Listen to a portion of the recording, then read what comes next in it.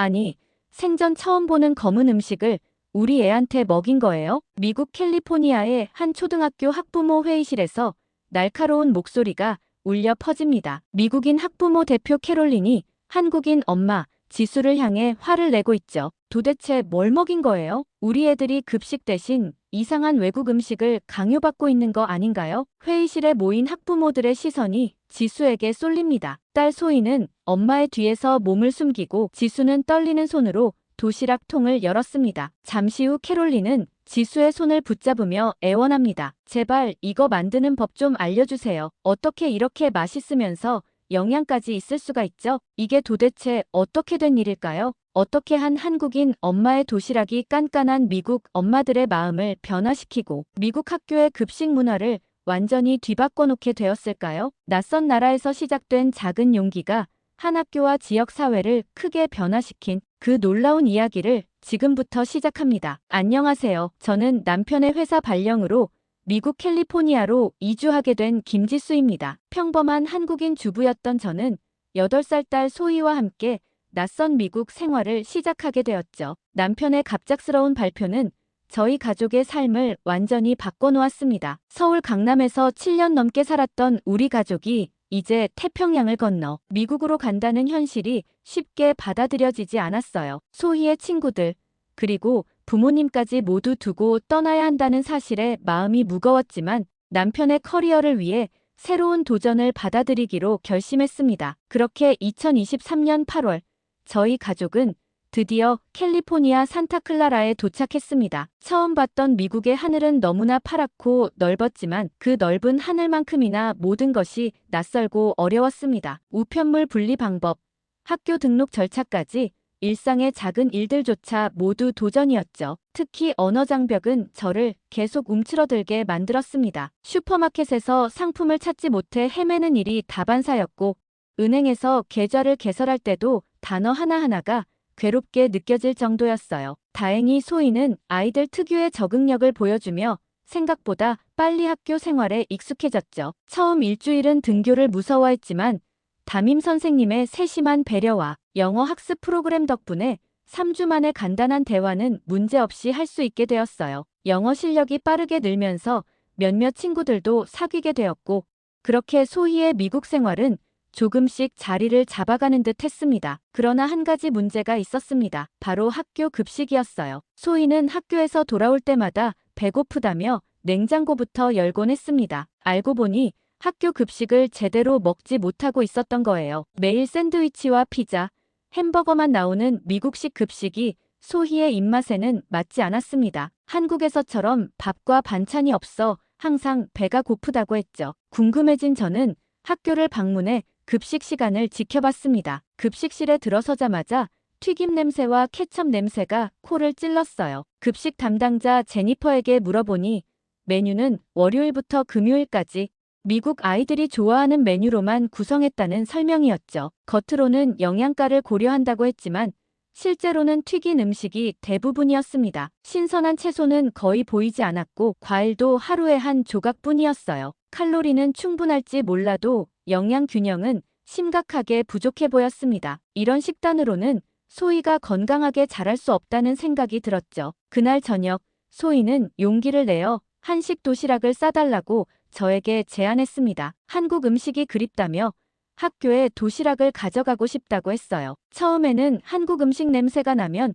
미국 아이들이 놀리지 않을까 걱정됐습니다. 소희가 또 다른 이유로 학교에서 소외되지 않을까 하는 불안감이 컸죠. 하지만 소희의 반에는 이미 여러 나라에서 온 아이들이 도시락을 가져오고 있었어요. 인도에서 온 라비는 카레 도시락을, 중국에서 온 메이는 중화 요리를 가져왔고 아무도 이상하게 생각하지 않는다고 했어요. 소희의 자신감 있는 목소리에 저도 용기를 얻었습니다. 한국의 맛을 그리워하는 딸을 위해, 그리고 어쩌면 미국 친구들에게도 우리 음식을 소개할 수 있는 기회가 될까 싶어 첫 한식 도시락을 준비하기로 마음먹었죠. 그날 밤, 다음 날 점심을 위한 메뉴를 고민하며 요리책을 뒤적였습니다. 소희가 좋아하면서 미국 아이들도 거부감 없이 먹을 수 있는 반찬들을 생각했어요. 그렇게 저의 조심스러운 한식 도시락 프로젝트가 시작되었습니다. 소희의 요청에 따라 다음 날 아침, 저는 일찍 일어나 김밥 도시락을 준비했습니다. 밥을 고슬고슬하게 지어 식힌 후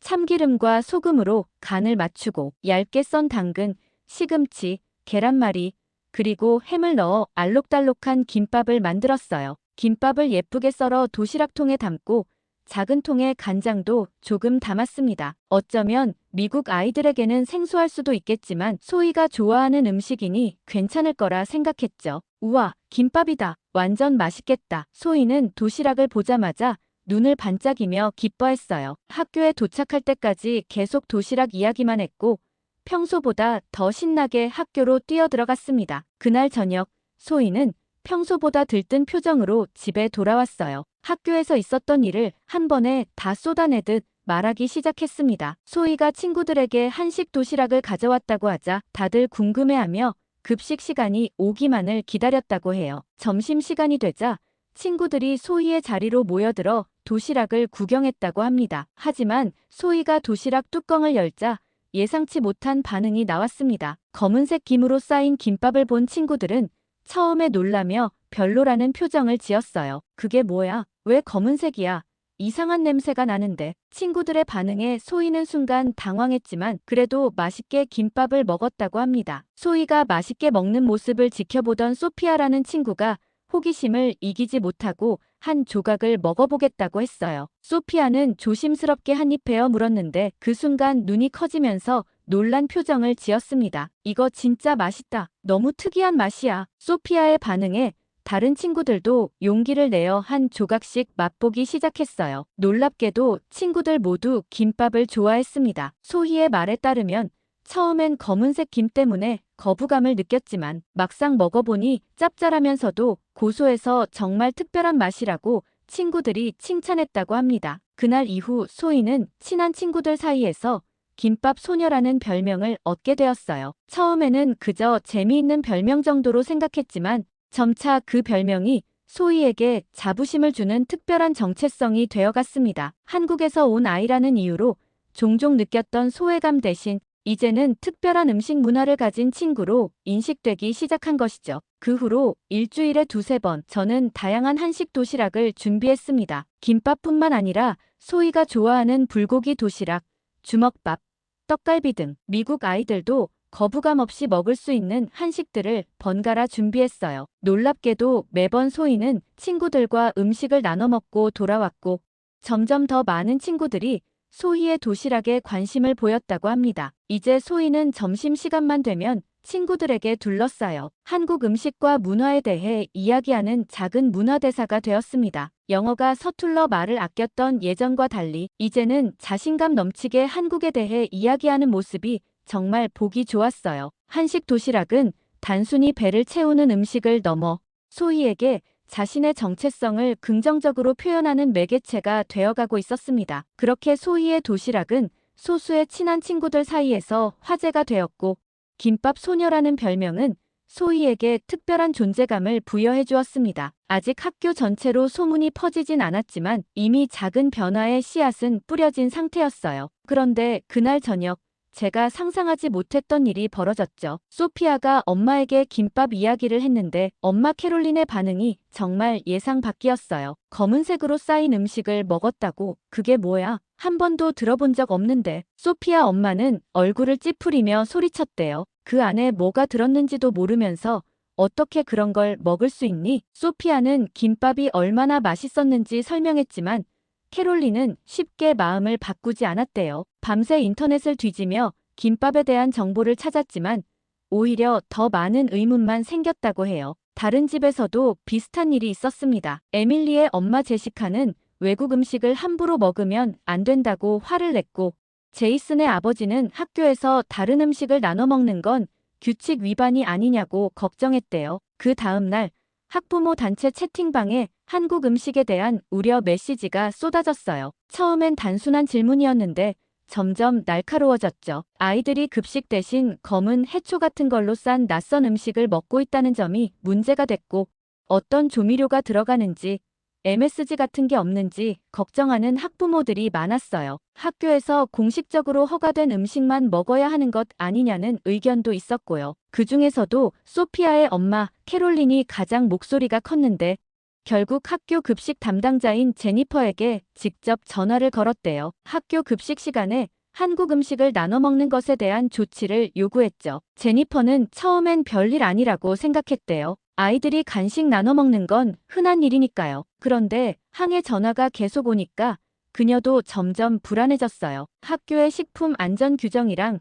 알레르기 관리에 책임이 있으니까 모르는 음식이 학교에서 자유롭게 나눠 먹히는 게 걱정됐나 봐요. 결국 제니퍼는 교장 선생님과 상의한 후에 제게 전화를 했어요. 김지수님, 안녕하세요. 저는 윌로우 초등학교 영양사 제니퍼입니다. 소희가 학교에 가져온 도시락에 대한 몇 가지 질문이 있어서 연락드렸어요. 제니퍼의 목소리는 친절했지만 분명히 뭔가 문제가 있다는 걸 느낄 수 있었어요. 저는 제니퍼의 얘기를 듣자마자 가슴이 철렁 내려앉았어요. 제가 준비한 도시락이 이런 문제를 일으킬 줄은 상상도 못했거든요. 아이들끼리 음식을 나눠 먹는 건 자연스러운 일이라고 생각했었죠. 정말 죄송합니다. 제가 한국 문화에 익숙해서 그랬나 봐요. 앞으로 소희에게 다른 아이들과 나눠 먹지 말라고 이야기하겠습니다. 제가 사과했지만 제니퍼는 다음 주 수요일에 있을 학부모 회의에 참석해달라고 했어요. 학부모들의 우려를 직접 해소하는 게 좋겠다고 했죠. 전화를 끊고 나니까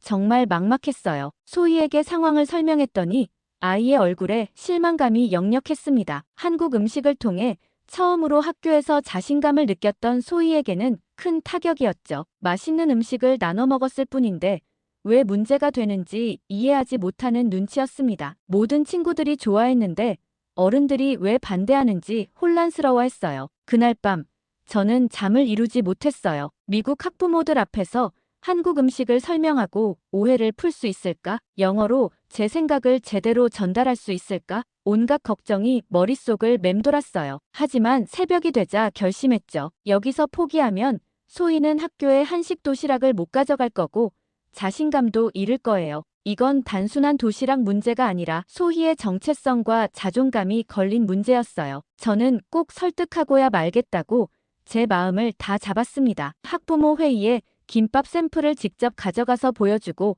재료부터 만드는 방법까지 상세히 설명하기로 했어요. 그리고 한국 음식의 건강함과 영양가를 강조할 계획을 세웠죠. 그렇게 수요일 저녁 7시 윌로우 초등학교 도서관에서 학부모 회의가 열렸어요. 도서관에 들어서는 순간 이미 모여있던 여러 학부모들의 시선이 일제히 저에게 쏠렸어요. 교장 선생님과 영양사 제니퍼도 자리에 앉아 있었고요. 긴장된 분위기 속에서 교장 선생님이 회의를 시작했어요. 인사말이 끝나자마자 바로 문제의 김밥 이슈로 화제가 넘어갔죠. 여러 학부모들이 먼저 낯선 음식을 아이들에게 주기 전에 충분한 설명이 필요했다는 점과 규칙상 학교에서 제공하는 음식만 먹어야 하는 것 아니냐는 의견을 냈어요. 특히 캐롤린은 더 강경했어요. 아니, 생전 처음 보는 검은 음식을 우리 애한테 먹인 거예요? 그녀는 저를 향해 손가락을 들이대며 목소리를 높였죠. 도대체 뭘 먹인 거예요? 우리 애들이 급식 대신 이상한 외국 음식을 강요받고 있는 거 아닌가요?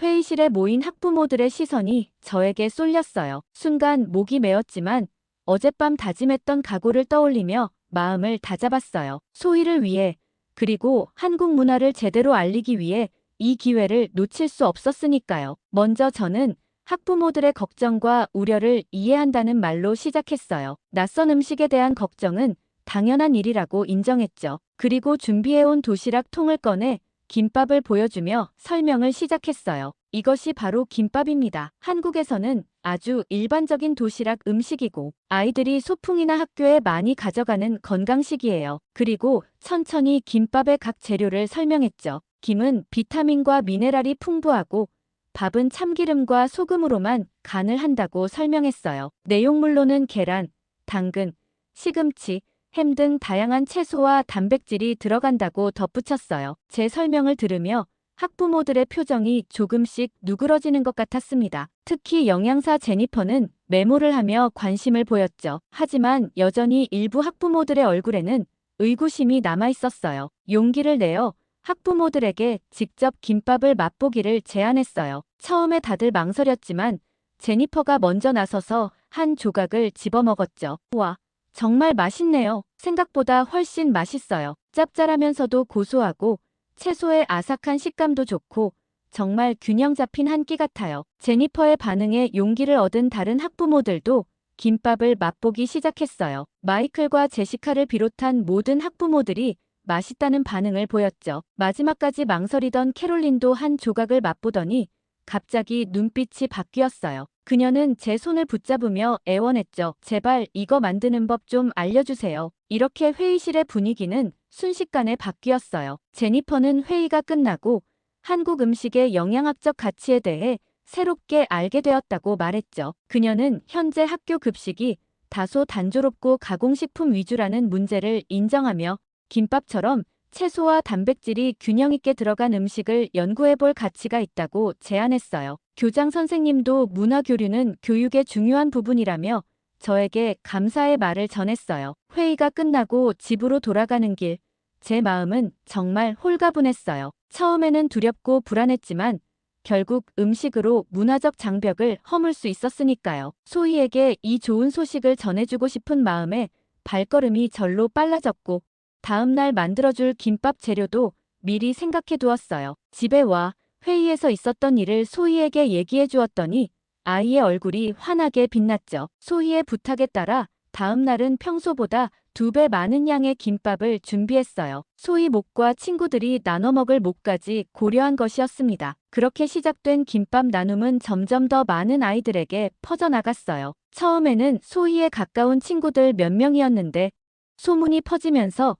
다른 반 아이들까지 소희의 도시락에 관심을 보이기 시작했죠. 점심시간이 되면 소희의 자리 주변에는 항상 아이들이 모여들었습니다. 한식 도시락의 인기가 높아지면서 자연스럽게 선생님들도 관심을 보이기 시작했어요. 어느 날 한 선생님이 소희의 자리에 모여든 아이들을 보고 다가왔다고 해요. 호기심의 한 조각을 맛본 선생님은 그 자리에서 감탄했고 다른 선생님들에게도 이야기했다고 합니다. 그 다음 날 점심시간에 교감 선생님과 미술 선생님까지 소희의 자리에 찾아왔어요. 소희는 집에 돌아와 흥분된 목소리로 말했어요. 엄마, 선생님들이 한국 음식에 대해 계속 물어봤어요. 그래서 한국에서 가져온 책에 있는 사진도 보여드렸어요. 그랬더니 다문화 축제 때 한국 음식 코너를 열면 어떻겠냐고 하셨어요. 윌로우 초등학교에서는 매년 봄 세계문화축제라는 행사를 개최한대요. 다양한 나라의 음식, 의상, 놀이 등을 소개하는 축제인데